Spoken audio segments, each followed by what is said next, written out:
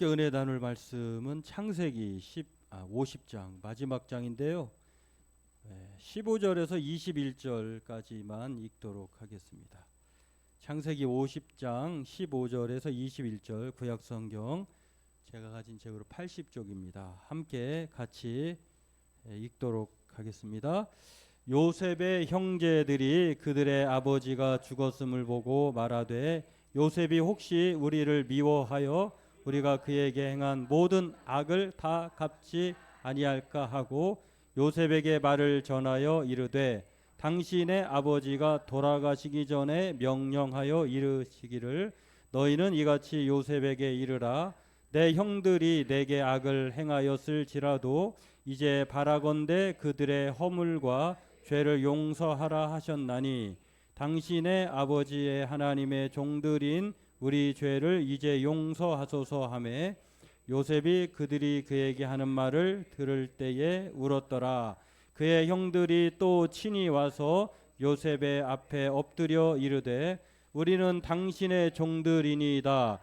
요셉이 그들에게 이르되 두려워하지 마소서 내가 하나님을 대신하리이까 당신들은 나를 해하려 하였으나 하나님은 그것을 선으로 바꾸사 오늘과 같이 많은 백성의 생명을 구원하게 하시려 하셨나니 당신들은 두려워하지 마소서 내가 당신들과 당신들의 자녀를 기르리이다 하고 그들을 간곡한 말로 위로하였더라.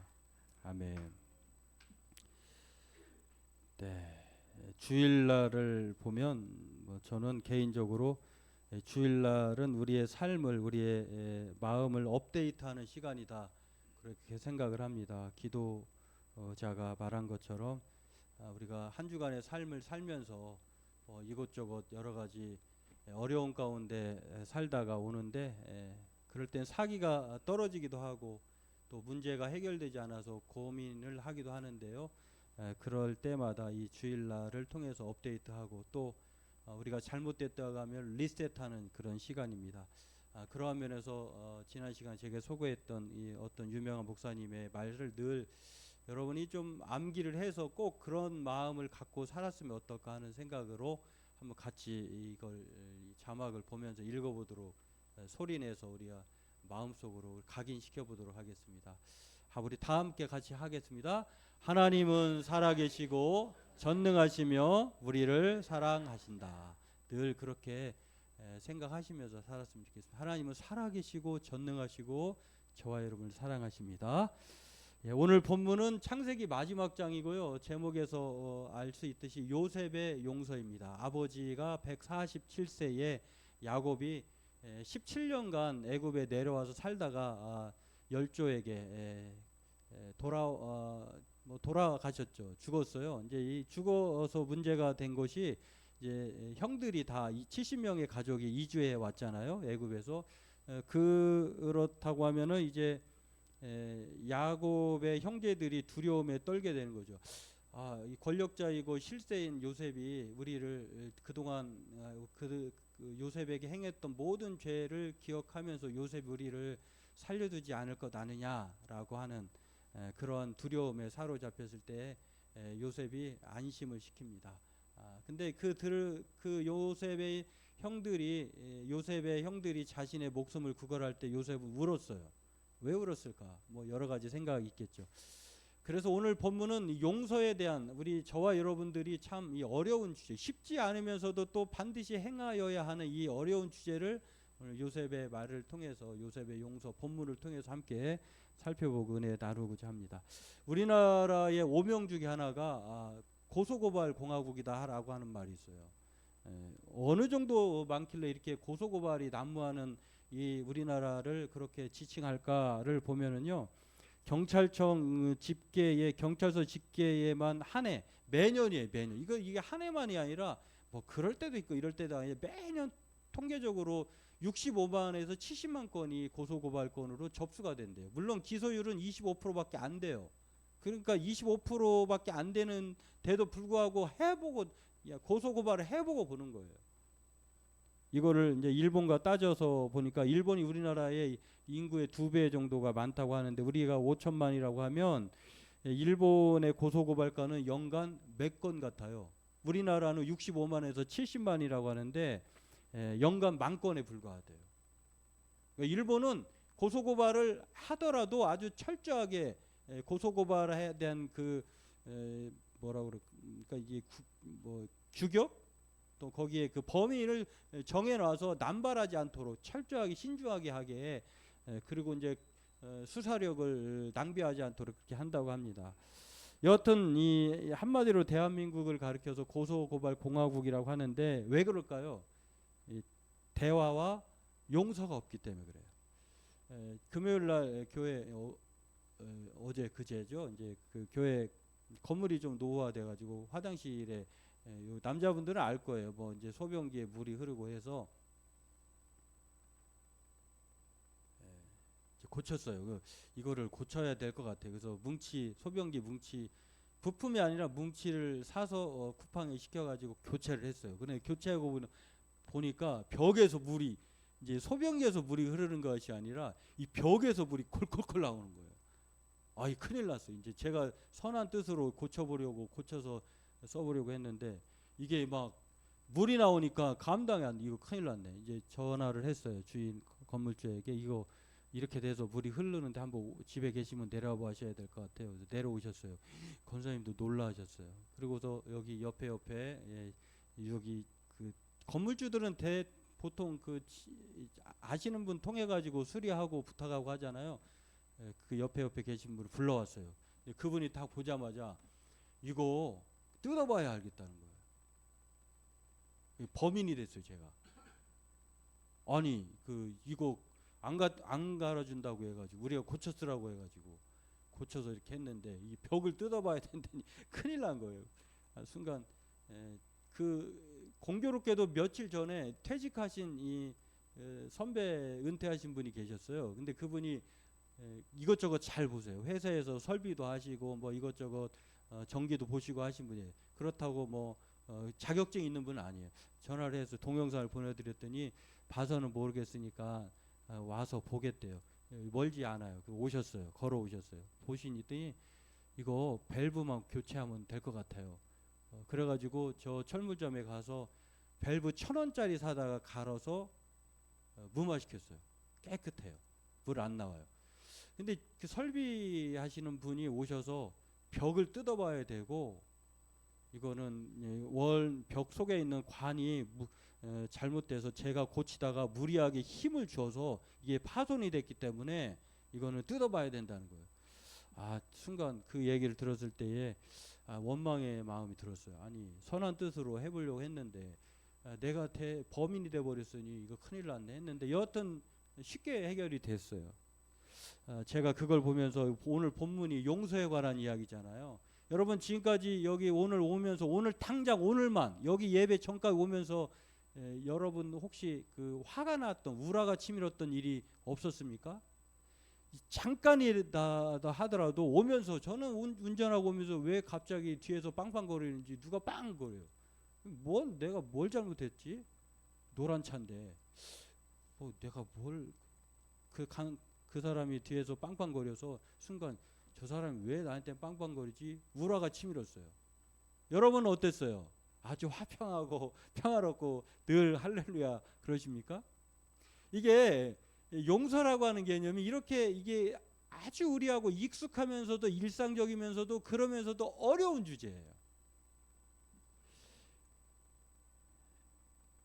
용서는 그래서 이 어렵지만 그래도 우리가 해야 될 이유가 오늘 본문을 통해서 우리에게 가르쳐 주는데 요셉의 형들을 향한 용서에는 오늘 결론부터 말하면 오늘은 이중으로 복받은 날인데 어떤 날이냐면 하나님의 말씀으로 영의 양식을 채우는 날이기도 하고 또 외부로 나가서 식사를 해야 되는 아주 육신의 양식을 채우는 위를 채우는 좋은 날인데 그래서 좀 그럴 때에는 조금 제가 좀 급해져요. 줄여야 되니까. 결론부터 한번 보면 제가 AI의 도움을 좀 받았어요. 야곱의 용서는 두 가지예요. 자신을 위한 선택 때문에 용서를 해야 돼요. 자신을 위해서도 용서해야 된다는 거예요. 또 하나는 하나님을 위한 선택으로 용서가 필요해요. 용서는 그러한 면에서 선택이자 의무예요. 다른 말로 책임이에요. AI의 도움을 받았는데 제가 내용을 보니까 제 그림을 싹 바꿔줘 했더니 물론 유료는 아니고 무료인데요. 그렇습니다. 이 요셉이 형들의 자신들의 목숨을 구걸했을 때 울었다고 하는 말에는 저는 두 가지로 추측이 돼요. 첫 번째는 용서는 강요할 수 없어요. 더군다나 가해자가 피해자에게 때려놓고 잘못해놓고 심지어는 요셉의 형들의 오늘 이 형들의 자백을 들어보면 한두 가지가 아니에요. 큰 거는 요셉을 죽이려고 했다가 그 애굽의 상인에게 판 거잖아요. 인신매매잖아요. 돈 받고 팔았으니까. 근데 이것뿐만이 아니에요. 모든 일에 대해서 이렇게 모든 일이라고 하는 악에 대해서 얘기하니까 형들의 죄가 한두 가지가 아니에요. 근데 그런 형들이 요셉에게 피해자에게 아버지가 돌아가셨으니까 이제 아버지가 그동안은 바람막이가 되어줬잖아요. 아버지 있을 때는 형들이 그래도 어떻게 좀 아버지 그늘 아래에서 피할 수 있었는데 아버지가 이제 사라졌잖아요. 그래서 야 아버지가 유언처럼 남겼어. 그러니까 우리를 용서해줘, 살려줘 이렇게 말한 거예요. 그 소리를 들었을 때에 요셉을 울었다고 했어요. 아니 어떻게 나는 용서하고 싶지 않은데 강요할 수 있을까? 그런 마음으로 울었다고 봐요. 또 하나는 여기에 가깝다고 저는 생각하는데 형들이 정말 죄를 뉘우치는 거예요. 아버지도 돌아가시고 이제 과거를 생각해 보니까 우리가 해도 너무했다. 정말 동생아 용서해다오 진심으로 사죄의 용서를 구하니까 울었다고 봐요. 그래서 이 이야기를 종합해 볼 때에 요셉이 울었다라고 하는 표현은 자신을 위한 선택이에요. 여러분 용서의 유익이 있어요. AI의 도움을 받았는데 제가 내용을 치면 그림으로 이렇게 보여주더라고요. 여러분 용서라고 하는 것은 나 자신을 위한 거예요. 이 용서하지 않으면 불편해요. 그러나 용서하면 마음의 평화가 찾아와요. 과거에 매달리지 않고 미래를 향해 나아갈 수 있는 열쇠가 용서예요.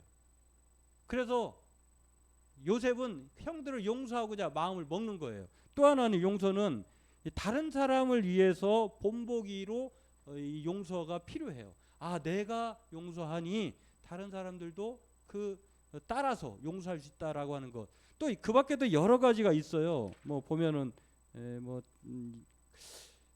정말 저 사람이 피해자인데 그 사람을 전심전력을 다해서 제기를 하게 하려고 하고 마음의 상처를 씻어주기 위해서 자기를 도와주려고 하는 사람을 돌아보게 하는 것이 바로 더 큰 사랑으로 나아오게 하는 것이 그러한 면에서 용서예요. 그래서 이 요셉이 자신을 위해서 이 평화를 위해서 모든 타인을 위해서 그러한 마음으로 결정한 것이 자신을 위한 선택으로서 용서가 오늘 본문의 첫 번째 교훈의 메시지다라고 하는 것입니다. 두 번째는 그럼에도 불구하고 용서가 쉽지 않아요. 왜냐하면 용서는 내 인간적인 힘으로 할 수 있는 게 아니기 때문에 그래요.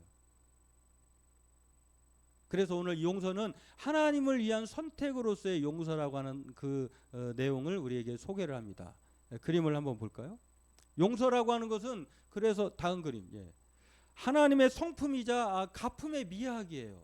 왜 그러냐면 예수님께서 주님이 가르쳐 기도하면서 쭉 이야기하면서 마태복음 6장하고 18장에 보면은 예수님이 우리에게 정말 용서의 필요성을 말해주는 말씀을 하십니다.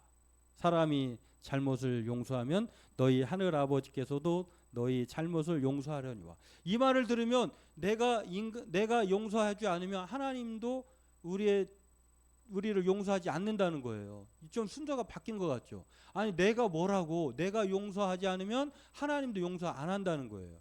이 말만 보면. 근데 내가 용서하면 하나님도 용서해 준다는 거예요. 그런데 이 내용의 맥락을 보면 그 내가 용서할 수 있는 기반, 용서할 수 있는 원인 제공자는 누구냐면 하나님의 은혜라고 하는 사실이 깔려 있어요. 내가 용서할 수 있는 근거가 뭐냐? 내가 마음이 넉넉해서 내가 여유가 있어서가 아니에요. 나는 우리 스스로는 절대 용서 못해요. 손해보려고 하지 않는 야곱의 기질이 누구에게는 있기 때문에. 근데 예수님은 그 용서의 비유를 통해서 용서가 우리의 의무라고 하는 사실을 마태복음 18장 21절에서 쭉 말하는데 그게 우리가 알고 있는 1만 달란트 탕감받은 자와 100데나리온의 탕감받은 자의 비유를 통해서 말씀해 주고 있어요. 저와 여러분들은 1만 달란트 탕감받은 사람이에요. 이걸 빚으로 얘기했다고 하는 것은 빚은 반드시 갚아야 돼요. 그러니까 저와 여러분들은 이 빚에 대한 의무가 있는 사람이에요. 1만 달란트라고 하는 거와 100데나리온의 그 차이를 여러분 좀 어림잡아 보시겠어요? 1만 달란트라고 하는 것은 1데나리온이 노동자의 일일 품삯이에요. 그러니까 300데나리온이니까 3개월치 일만 하는 것, 그 정도 가치인데, 그 정도 우리에게 빚진 사람을 용서하지 않는 사람이 하나님으로, 주인에게는 그 사람은 어떻게 빚진 사람이라면 1만 달란트 빚진 사람이에요. 그러니까 어떤 사람이 있어. 이 사람이 다른 사람으로부터 1만 달란트 탕감 용서를 받았어요. 근데 이 사람에게 또 빚을 진 사람이 300데나리온 빚을 진 사람이 있는데 1만 달란트와 300데나리온은 어마어마한 차이가 있어요. 15만 년의 차이가 있어요. 이 1만 달란트라고 하는 것은 15만 년을 일해야 벌 수 있는 돈이에요. 3개월만 일해서 받는 돈하고 15만 년, 여러분 생각해 보세요. 15만 년 하나도 안 쓰고 벌어야 하는 그 가치로 용서를 받은 사람이 겨우 3개월 자기에게 빚진 사람을 용서하지 못한다고 하는 이 비유를 예수님은 마태복음 18장 21절에 쭉 얘기하고 있는 것이에요. 그 정도로 이 이야기를 하시는 이유는, 이 1만 달란트 비유는 우리가 그 정도로 넓은 광범위한 압도적인 용서를 받은 사람이기 때문에 그런 하나님의 은혜로 용서할 것을 말씀하고 있는 것을 볼 수가 있습니다. 우리가 용서할 수 있는 근거 토대는 내 알량한 마음이 아니라 내가 하나님으로부터 받은 그 압도적인 은혜를 늘 생각하면 용서하지 못할 것이 없다라고 하는 것이 오늘 요셉의 형들이 마치 아버지가 돌아가셨지만 그러나 아버지가 이렇게 말을 했다고 하면서 하나님의 이름으로 이렇게 빗대서 얘기를 합니다.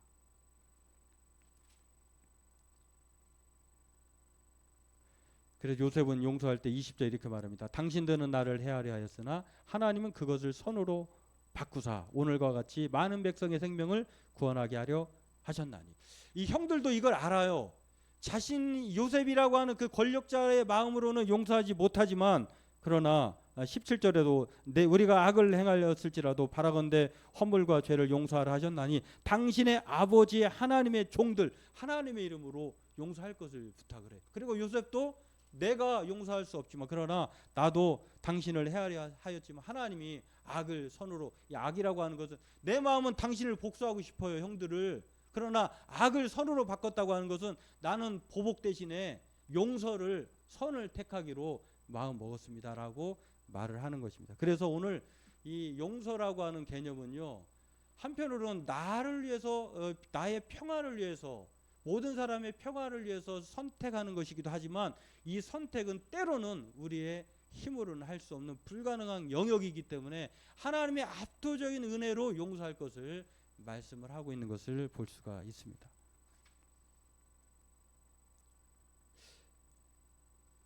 사람을 용서하는 것 쉽지 않죠. 근데 저는 하나님께서 아담과 하와를 만들어 놓으시고 뭐라고 얘기했냐면 에덴 동산에 두시고 생육하고 번성하고 땅에 충만하라. 이 말은 한편으로 어떻게 생각하면 퍼지라는 거예요. 근데 인간의 그 죄악은 퍼지는 데 있지 않고 마치 바벨탑을 쌓고 한 곳에서 창세기 11장에서 쌓으면서 이렇게 하나님 높아져서 이렇게 한 것처럼 바벨탑을 쌓은 것이 교만해서 하나님이 그것을 흩어버렸다고 생각하는데 사실은 그렇지 않아요. 바벨탑을 쌓아서가 아니라 인간들은 어떻게든지 뭉치려고 해요. 하나의 언어로만 살라고 해요. 근데 이게 하나님의 방식은 모든 사람을 각자 다르게 만드셨어요. 흩어지게 하셨어요. 이것을 불순종으로 여기셔서 하나님은 교만하게 이 인간의 그 죄를 불순종으로 여기시고 판단하셔서 해치셨는데, 저는 여러분 분노의 마음이 들 때 이렇게 생각해 보시면 어떨까 하는 생각이 들어요. 저도 요즘에 그렇게 실행을 하고 있어요. 우리는 한 방향으로만, 예수 그리스도가 우리가 목적지는 한 사람이긴 하지만 이 여러 가지 갈래길로 달려가는 방향은 다를 수 있어요. 그렇게 생각하면 저 사람 왜 저래? 라고 하면은 내 생각으로 기준하는데 하나님의 방식은 흩어지는 거잖아요. 다 다르잖아요. 우리의 몸은 하나지만 지체는 여러 가지잖아요. 다 사도이겠느냐? 다 선지자이겠느냐? 다 눈이겠느냐? 이 고린도전서에서는 그러지 않다라고 말씀했어요. 그래서 뭔가 자기의 분노의 마음에 상처를 입히거나 좀 여러분 공격적인 다가올 때 이렇게 생각하고 계신대요. 야, 하나님이 저 사람을 저렇게 만들었구나. 그리고 저 사람은 나와 다른 방향으로 뛰는 거고. 이어령 교수가 말씀했나요? 우리나라 사람들은 오로지 한 방에 한 목적지만 달려가서 1등만 만든다는 거예요. 근데 360도로 흩어지면 각자 그 방향에서 1등이 되는 거예요. 그런데 우리는 나와 다르면 왜 저래? 저 사람 뭐가 저 이상하네? 이렇게 생각하는데 이상한 것이 아니라 360도로 흩어져서 살도록 하나님이 우리를 창조하셨다고 하면은 이해가 되는 거예요. 화가 나기보다도 용서의 마음이 들어와요. 왜 저래라고 하는 그 말보다 이제 그렇게 이해가 되면 하나님의 말씀으로 곱씹어 보면 그렇구나, 감탄사로 바뀐다고 하는 것입니다. 교회 친구 4명이 성경 공부를 하다가요, 야고보서 5장 15절 말씀에 16절 말씀에 은혜를 받았어요. 그 말씀이 믿음의 기도는 병든 자를 구원하리니 주께서 그를 일으키시리라. 혹시 죄를 범하였을지라도 사하심을 받으리라. 16절에 그러므로 너희 죄를 서로 고백하며 병이 낫기를 위하여 서로 기도하라. 의인의 간구는 역사하는 힘이 큼이라. 이 말씀에 은혜를 받았어요. 야, 서로 우리 죄를 고백하자. 첫 번째 친구가 나는 사실 교회 다니긴 하지만 아직 못 끄는 게 있어. 나는 거짓말을 수시로 밥 먹듯이 해. 자기의 약점을 고백을 했어요. 두 번째 친구가 자기에게는 복잡한 이성 친구를 관계가 있다는 거예요. 양다리 거치고 있고 심지어는 뭐 양다리뿐만 아니라 가랭이가 찢어질 정도로 뭐 3번째 다리도 거치고 4번째 다리도 거쳐. 나는 누가 나 소개해 준다고 하면 나는 무조건 나가. 이성 친구에 대한 관계가 복잡한 것을 고백을 했어요. 3번째 친구가 말합니다. 나는 아직 해결하지 못한 어렸을 때부터의 악한 습관이 있는데 그게 뭐냐면 도벽이야, 도벽. 아직도 그걸 못 끊었어. 심지어는 내가 교회 권사님, 집사님 거 슬쩍 한 적도 있어. 3명의 친구가 각자의 약점을 고백한 거예요. 서로 고백하고 기도하라고 했으니까. 거짓말 때문에, 복잡한 이성 친구 때문에, 그리고 도벽 때문에 자기의 약점을 고백했는데 네 번째 친구는 아무 말을 하지 않는 거예요. 너 네 순서야. 빨리 말해봐. 했더니 4번째 친구는 내가 말하면 안 되는데. 다른 친구들이 왜 너는 말하면 안 돼? 너도 해야지. 우리 다 했잖아. 너무 안 하면 우리 이상한 사람 되잖아. 말하기 곤란한데 그래도 해?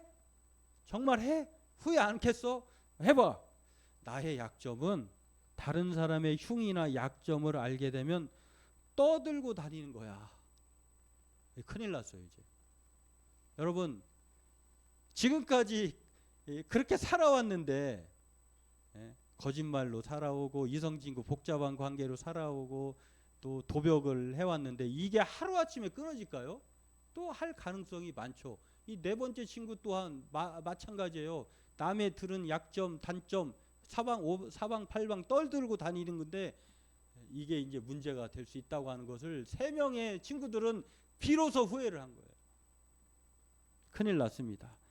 4번째 친구의 약점이 정도는 차이가 있지만 타락한 인생 대부분이 지닌 문제이기도 해요. 우리는 이렇게 연약해요. 그렇기 때문에 오늘 이 서로 병낫기를 위해서 죄를 고백하면서 믿음으로 기도하라고 했는데 그 이유가 있는 거예요. 그만큼 힘드니까 그렇게 노력하라고 할 것을 야고보 사도가 이렇게 말씀을 해주고 있는데 용서의 문제도 마찬가지다라고 하는 것입니다. 예수님께 타락한 인생에게 용서를 구한다고 하는 것은요, 그 정도로 버거운 거예요. 왜냐하면 복수하면 쾌감이 있거든요. 남을 짓밟고 일어서면 승리의 마음이 생기거든요. 그래서 용서는 늘 불편합니다. 그러나 오늘 요셉의 용서는요, 쉬운 문제가 아님에도 불구하고 자신의 마음의 평화를 위해서 또 자신의 삶의 평화, 모든 사람의 평화를 위해서 선택하는 이 용서라고 할 수가 있고, 그래도 자신이 용서할 수 없기 때문에 하나님의 은혜로 말미암아 용서하는 것을 성경은 우리에게 말씀을 하고 있습니다. 사실 누군가를 용서하고 깨어진 관계를 회복한다고 하는 것은 그래서 우리의 힘으로는 불가능해요.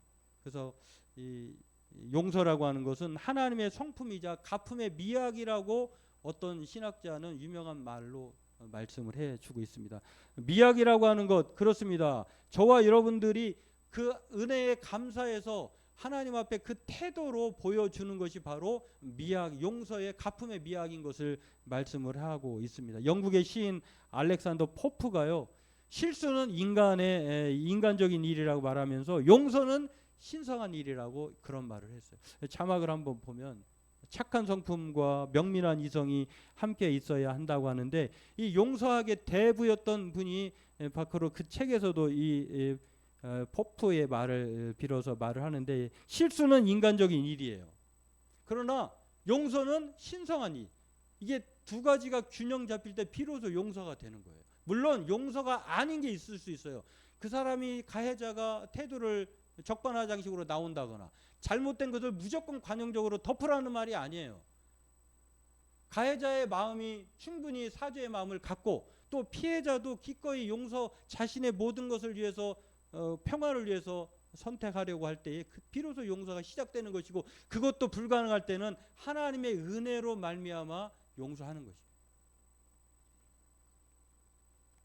그래서 오늘 용서라고 하는 것은요, 인간의 선택이자 하나님의 은혜로 말미암아 비롯된 의무로 이루어진다라고 하는 것을 성경은 말합니다. 바라기는 저와 여러분들도 일상 속에 늘 벌어지는 일, 살다 보면 인간이기 때문에 얽히고 설키는 일이 있을 수밖에 없어요. 그럴 때마다 나를 위해서, 또 나를 사랑해주고 응원하는 사람을 위해서라도 이 평화로운 선택, 바로 용서의 선택을 하는 저와 여러분들이 바랍니다. 또 내가 내 마음으로 용서가 되지 않을 때는 내가 하나님으로부터 받은 이 압도적인 은혜, 이 1만 달란트 15만 년 벌어서 갚아야 될 그 수치 가치로 내가 용서받았다고 하는 사실을 보면서 나에게 3개월치의 마음에 상처를 준 사람 기꺼이 용서할 수 있다는 것을 늘 생각하면서 용서의 삶을 살아가는, 그래서 선을 행하다가 한 번쯤 이 낙심할 때도 있지만 그러나 포기하지 않으면 때가 이르면 이른다고 하는 사실을 늘 기억하면서